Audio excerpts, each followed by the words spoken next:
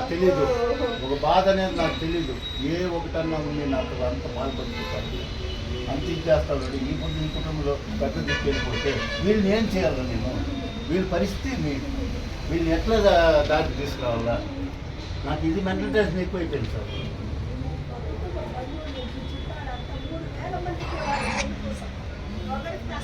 వేరే ఆధారాలు ఏమన్నా ఉన్నాయంటే ఏం లేవు. చాలామంతా ఆయన బతికిందంతా జనాలు ఒక మంచితనము, 10 మందిని సంపాదించుకోవడము, ఏం లేదు. ఆ మంచితనమే ఇప్పుడు ఇంత వచ్చింది. ఎందుకు నీకు అందరూ ఎవరు ఫోన్ చేసినా పరిగెత్తుకొని పోతావు అంతే, నన్ను పని ఎన్నో అంటే అదే మనల్ని కాపాడేది, నిన్ను నీ బిడ్డలు అదే కాపాడేది అని చెప్పినాడు అన్న. నాకు నా మొగుడు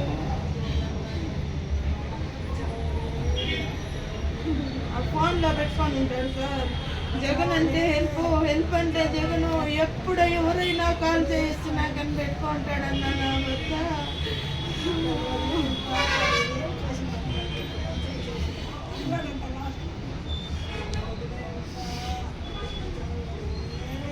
భగవాన్లు కూడా శత్రువులు కూడా ఇట్లాంటి భయంకరమైన చావు రావాలని ఎవరు కోరుతారన్నా. అంత భయంకరంగా చంపినారు. సచ్చినాడా లేదా అని ఎత్తెత్తి చూసి నరికినారు.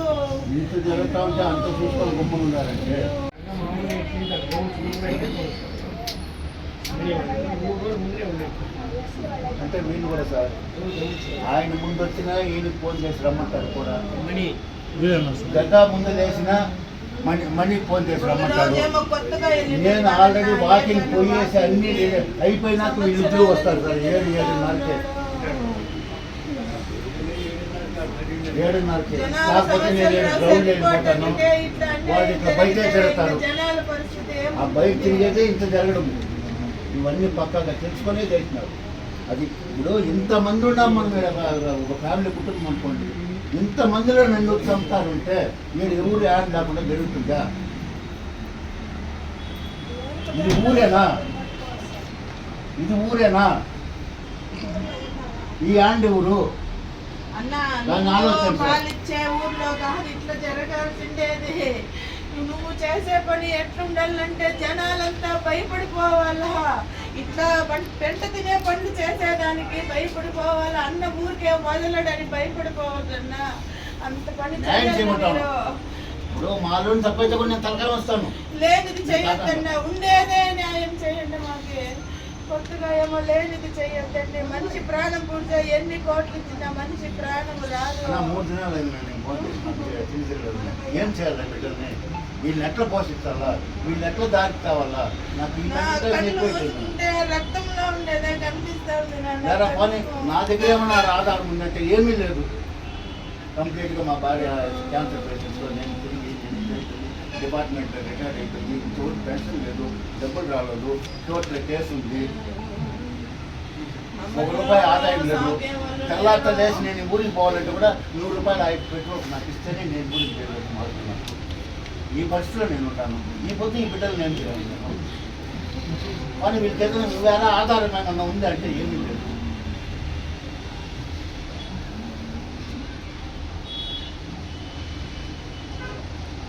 ఒక్క సస్పీషియస్ యాక్టివిటీ కానీ, ఒక్కటి కూడా ఒకరి మీద అనుమానం పడి కానీ ఏదైనా చేయొచ్చని కానీ అసలు సంబంధమే లేదు. అండ్ ఫస్ట్ అండ్ ఫార్మోస్ట్ ఒకవేళ మనకి ఏదైనా ఆపద వస్తుందని తెలిస్తే మనం ముందే దాన్ని యాంటిసిపేట్ చేసి మనకి ఏమైనా వస్తుందంటే జాగ్రత్త పడతాం. మన గల్లీ, మన ఇల్లు, మన వీధి, మనోళ్ళ జనాలు అనుకుని తిరిగి రోజు ఎవ్రీడే. అంటే మా మామకి బేసిక్గా ఒక అడిక్షన్ ఉందండి.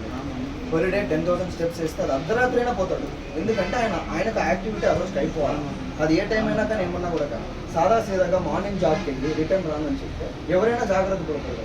ఇటు వెళ్ళాం అటు వాడు హాయ్ చెప్పాం. మా నాన్న ఉన్నాడు అక్కడ ఆ గల్లీ దగ్గర, ఆయన ఏడపోతానంటే ఆయన కూడా మా బావ వస్తాం బావ అని చెప్పేసుకున్నాడు. ఆ గల్లీలోకి పోయేసరికి ఇట్లా అయినట్టు. అంటే కనీసం మాకు ఇటు జరుగుతుంది, మాకు ఇటు ఉందని మేమేం ఎక్స్పెక్ట్ చేయట్లేదు. మాకు ఫినాన్షియల్ బెనిఫిట్, మానిటరీ బెనిఫిట్ ఇవన్నీ సెకండరీనే. ఫస్ట్ మాతో పాటు ఉన్న ఒక మనిషి, మా ఫ్యామిలీకి ఒక గాడ్ ఫాదర్ లాగా ఆయన ఈరోజు లేడు. సరే మాకు మాత్రమే ఉన్నారంటే మీకు ఇప్పుడు వచ్చిన వాళ్ళకి ఎంతమందికి తెలియదు. ఆయన మీకు పర్సనల్గా మీకోసం ఆయన ఎన్నిసార్లు నిలబడినారంటే మీకు తెలుసు. నేను అదొకటే మాట్లాడతాను, ఇంకేం నేను అడగట్లా. మీకోసం ఎన్నిసార్లు నిలబడ్డా మనిషి మాతో పాటు లేడు. మీరు ఎవరైనా కూడా కానీ చుట్టుపక్కల జనాలు 1 నెల ఉంటారు, 2 నెలలు ఉంటారు, మర్చిపోతారు ఆ కేసు. అదొక న్యూస్ పేపర్లో ఒక చిన్న బిట్టు మాత్రమే కావచ్చు మిగతా వాళ్ళకి, కానీ మా కుటుంబానికి అది కాదు. లైఫ్ లాంగ్ మేము అది మోయాల్సిన బరువు అది. అది ఒక్కటి గుర్తుపెట్టుకొని మీరు ఏం చేస్తారో చేయండి.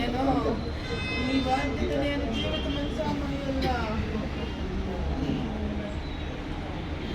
ఇది ఘోరం.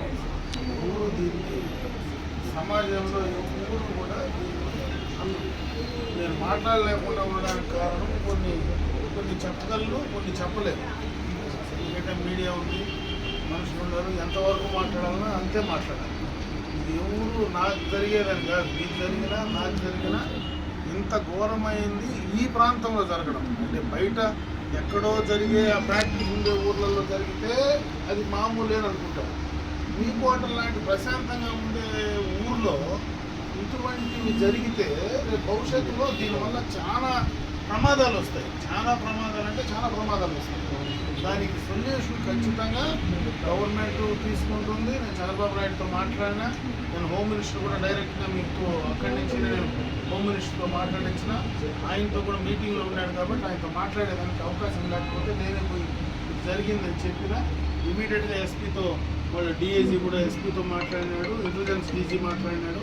అందరూ కూడా దానిపైన ఉన్నారు. కాకపోతే కొన్ని సందర్భాల్లో ఏ సమయంలో ఏం చేయాలనే దానిపైన శిక్ష ఇంత దారుణమైన దానికి ఏం శిక్ష పడాలనేది వాళ్ళే డిసైడ్ చేస్తారు. కాబట్టి మీకు వాళ్ళు ఎవరు ఈడ ఈ ఇన్సిడెంట్ జరిగిన దానివల్ల ప్రతి ఒక్కరి మనసులో నీకంటే ఎక్కువ బాధ ఉంది. మీరు బయటపడుతున్నారు ఫ్యామిలీ మెంబర్లుగా, మేము మనసులో ఉండేది బయట పడలేకుండా ఉన్నాం.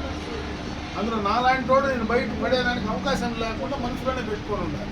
ఖచ్చితంగా న్యాయం జరుగుతుంది. 100% తప్పు చేసిన వాడికి ఏం శిక్ష పడాలనో ఖచ్చితంగా శిక్ష పడుతుంది. ఇటువంటి ప్రాక్టీసు ఇలాంటి మనుషులు ఇక్కడ ఎవరు ఉన్నా కూడా ఖచ్చితంగా వాటిని ఏరుతో కూడా పీకేయాలని ప్రభుత్వం అన్నీ కూడా డిసైడ్ చేసుకున్నది. 100% ఇది మళ్ళీ ఇటువంటిది వేరే వాళ్ళని జరగకుండా. దురదృష్టం ఏమాత్రం చిన్న అనుమానం వచ్చినా, ఎక్కడైనా చిన్న ఇది జరిగినా మేము కూడా అలర్ట్ అయ్యింటాం.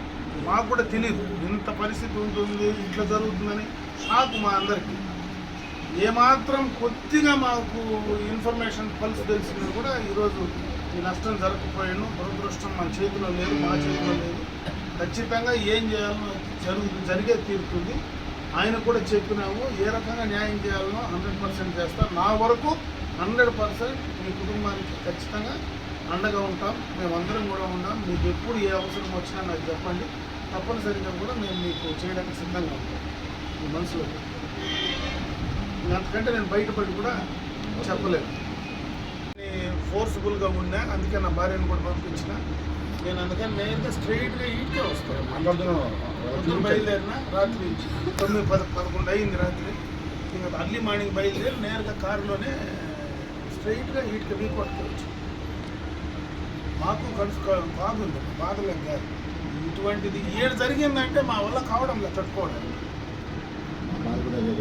అన్న బయట అడవిలోనో ఊర్లోనో అన్న సార్, ఇంత టౌన్లో ఇంత ఊర్లో పట్టపొగులు, అది అర్లీ మార్నింగ్ 7:30-8కి జరిగిందంటే ఈ ఊర్లో జరగడం అనేది ఇంకా తట్టుకోలేకుండా ఉంది. మీకు లాంటి ప్రశాంతమైన ఊరు ఇది. ఇప్పటి నుంచినో ఇక్కడ ప్రశాంతంగా అన్ని వర్గాలు కులాలు ఉండే చోట కూడా కలిసి మనం అందరం కూడా బతుకుతాం.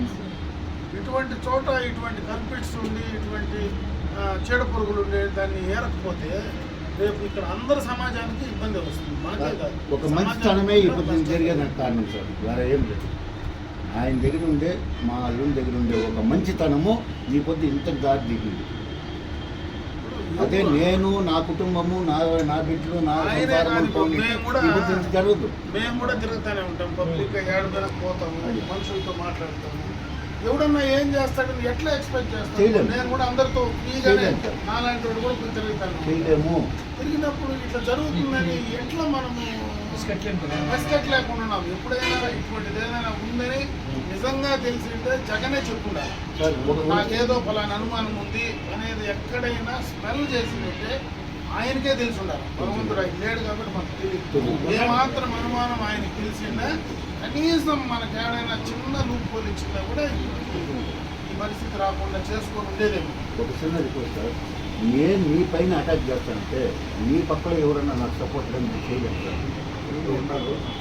అన్నీ బయటకు వస్తాయి. అదే నేను అడగాలి, అన్నీ రావాలా. నేను సీఎం నోటీస్లో పెట్టినాను అప్లికేషన్ కదా, దానివల్ల మనము మనకి ఏదైనా ఇన్సూరెన్స్ లాంటివి ఏదైనా చేయాలంటే ఈ కేసు వల్ల కొంత ఇబ్బంది ఉంది. మనం చేసేది మీరు అవన్నీ మనం ఎన్నో లేదు ఇక్కడ ఏదన్నా లేదంటే ఏదన్నా ఒక బాగా ఫైనాన్షియల్ అది తీసుకునే టౌన్ ఏదో ఒకటి అది కూడా ఫైనాన్షియల్ అట్లాంటి వేలు రాష్ట్రం రేర్ ఆఫ్ ద రేర్ చేస్తున్నా దాని ఏమైనా పరిగణలో తీసుకుని చాలా జరిగినాయి. కానీ కొత్త మన ఊర్లో రేర్, మన ఊర్లో పర్టికులర్గా మన ప్రాంతంలో ఎప్పుడు జరగదు, మన ప్రశాంతంగా ఉండే ప్లేస్. ఇలాంటి వైద్య రోగులు జరుగుతాయి అది ప్రభుత్వం చదువు తీసుకోవాలి, ప్రత్యేక జీవో తీసుకొచ్చి ఆ కుటుంబంలో నేనైతే సీఎం గారు ప్రభుత్వ ఉద్యోగం ఇస్తే జీవితాంతం వాళ్ళు ఆయన చనిపోయే వరకు కూడా మీ పార్టీ అభివృద్ధికి విశేష కృషి చేశారు, అది మీకు తెలుసు.